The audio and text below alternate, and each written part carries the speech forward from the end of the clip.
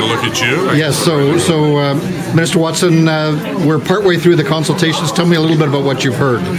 Well, a great turnout here today, Michael, in Scarborough, and I spent the morning and the afternoon building a house for Habitat for Humanity. So I'm getting fully versed in how difficult it is to build one single house, let alone trying to come up with a long-term affordable housing strategy.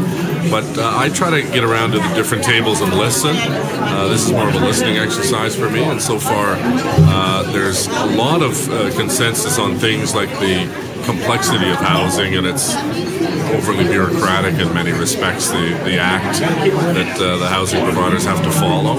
And so we're looking at seeing if we can't do some quick fixes of the act to make it simpler so that people involved in housing are spending less time filling out paperwork and more time actually building housing and getting ready to build housing.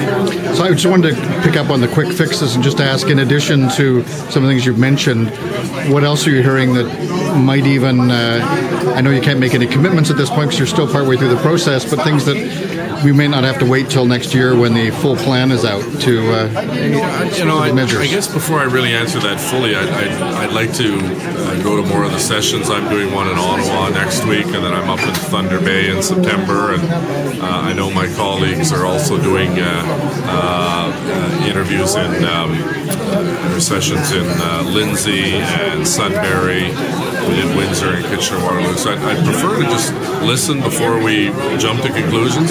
Although, as I said, there are some obviously frustrated people that don't like all of the paperwork and bureaucracy that goes along with building housing.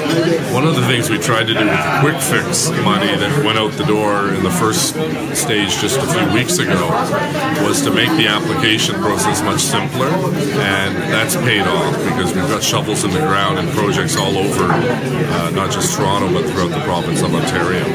Thank you, Minister.